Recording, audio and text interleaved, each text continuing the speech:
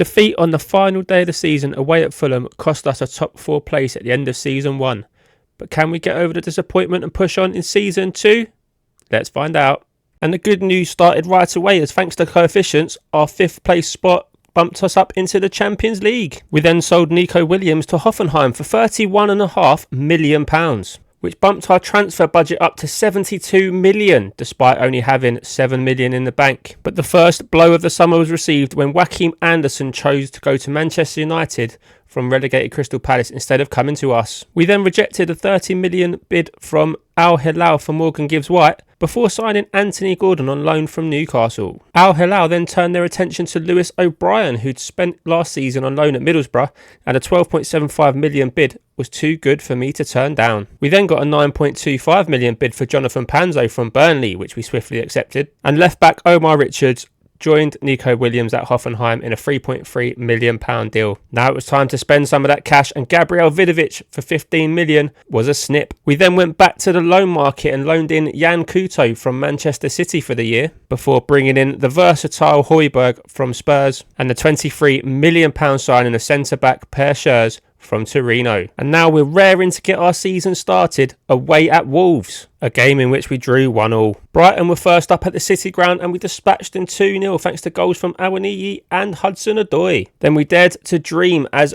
Big Taiwo put us 1-0 up at the Etihad before Haaland and De Bruyne crushed our dreams in the palm of their hands. We made ourselves feel better by splashing out 25 million on Kyogo Furuhashi from Celtic. And that spurred us on to a monstrous 3-0 victory against Liverpool, where Moussa Niakate scored a penalty in the 9th minute before putting Mo Salah in his pocket for the rest of the game. Well done, son. Which meant going into September, we sat 6th in the league, with Man City running away with it from 4 wins from 4, and Erling Haaland with 7 goals already. Tyrone Mings got himself sent off in the 8th minute when we visited Villa, and this tidy finish from Elanga put us on our way to a 3-0 win. It was our first Champions League game in 30 years, and we got off to a great start with Elanga putting us 1-0 up away at Besiktas. We then sealed the deal thanks to this strike from Danilo.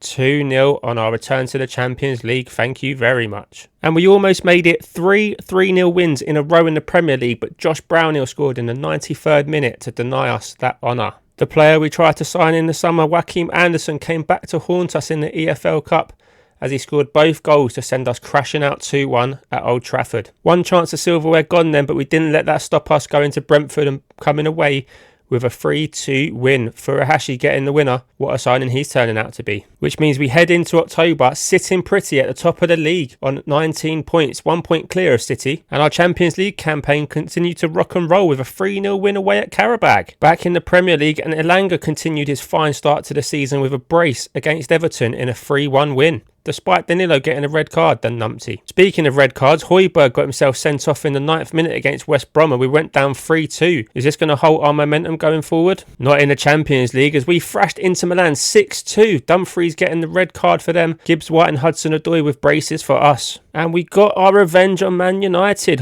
Callum Hudson-Odoi setting up Awoniyi for a tap-in and a 1-0 victory. Another red card, this time for Per Schurz. Is discipline going to kill us this year or what? November started with us in 3rd, 2 points behind Man City, although they do have a game in hand on us. Things got a little bit worse for us when we lost 1-0 to Chelsea. And despite Gabriel Vidovic's best efforts, our 100% record in the Champions League was lost thanks to a 98th minute equaliser in Seville. Unfortunately, our Premier League form continued to dip with a 2-0 defeat at home to Arsenal. And we could only manage a 1-1 draw away at West Ham. Back in the Champions League though, and we were flying. A 4-1 win at the City Ground put Nice to the sword. Erik ten Hag was then sacked by Man United, and we sat in 6th place knowing that if we beat Newcastle we could leapfrog Liverpool up into 5th. But that wasn't to be, as we went down 5-1 at home. Another red card for Højbjerg. He's a hothead. We finally got back to winning ways and kept 11 men on the pitch with a 3-0 victory at home to Southampton. Followed up with a 3-2 victory against Leeds, Danilo getting the winner with this banger. We went into a game against Freiburg sitting in 2nd in the group phase of the Champions League, only 2 points behind Real Madrid of all people. And Freiburg were no match to us, with Sangare and Awoniyi getting 2 goals in a 2-1 victory. Fulham were up next in the Premier League and it was a 5-0 thrashing thanks to an Anthony Gordon hat-trick. We were then robbed of a point away at Tottenham thanks to Richarlison's 93rd minute equaliser and another red card for Niakate.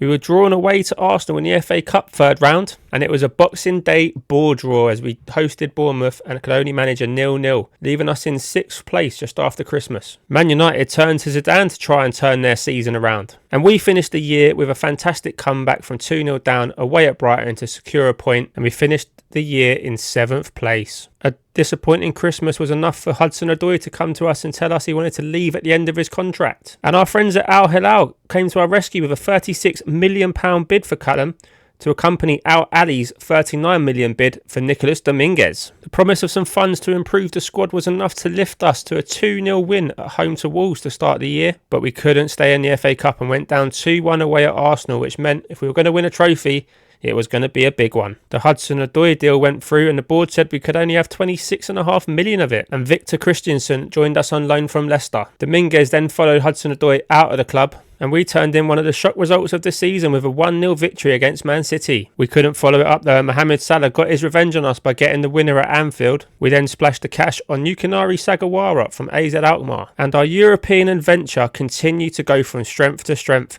Sagawara crossing for Niakate to give us a 93rd minute winner in the Allianz Arena, and we beat the mighty Bayern Munich. We then had a week off in the league and we come back fresh and beat Rangers 3-0 to round off our group campaign in a very strong position indeed. So we treated ourselves to the deadline day signing of Greendo at left back from Red Bull Salzburg, and we headed into February in the top 4, only a point behind Man City, but it was Spurs who were doing the running with a 3-point cushion over Chelsea at the top. We started a fantastic February with a 5-2 away win against Burnley, followed up by a 4-0 thrashing of Brentford. Everton were up next, and Anthony Elanga really likes playing against them.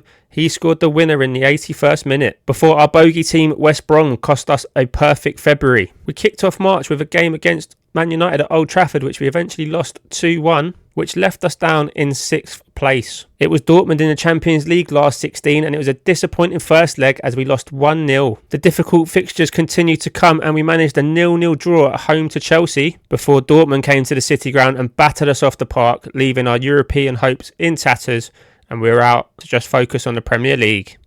I'd rather not focus on the 3-1 defeat to Arsenal that just followed up. But we finally got a win in March on the 31st day thanks to a 2-0 win at home to West Ham. Somehow we managed to hold on to our 6th place position and even opened up a little gap over the chasing pack. And our youth intake came through, with 15-year-old Leighton Spargo being the star graduate. Attacking midfielder / striker, he could be one for the future. April was going to be a big month, and we started it off with a 3-2 defeat away at St James's Park, and we couldn't hold on to the lead in a massive game against Aston Villa, but we came away with a point. The roles were reversed away at Southampton, where Morgan's Gibbs White rescued a point for us, and Gabriel Vidovic scored a brace in a much needed comeback to secure all 3 points against Leeds. He followed that up with a 90th minute winner away at Fulham, which leaves us in 6th with 2 games to go, 2 points clear of Man United, 3 clear of Villa, but we cannot get any higher than this. The second season in a row, Nottingham Forest vs Tottenham, was one of the most boring games you'd ever see in your life. But we finished our season with a 1-0 victory away at Bournemouth, despite Niakate missing a penalty, which means we hold on to 6th spot, a Conference League place at the moment that might get bumped up due to coefficients, and it's Tottenham who took the league on goal difference from Chelsea. Unbelievable scenes. Thanks to a 5-4 Liverpool win on the last day of the season. Oh, what could have been. Spurs winning the league was enough for Man City to sack Pep, and we got a £55 million transfer budget. Furuhashi was named our signing of the season. Per Schurz got goal of the season for this rocket free kick. We did lose the game 5-1 though. And our Japanese boys Furuhashi and Sugawara cleaned up when it came to selling shirts. Records were broken all over, and despite that, our board would be happy with a top half finish next season. Can we secure that? You'll have to stay tuned to the channel to find out.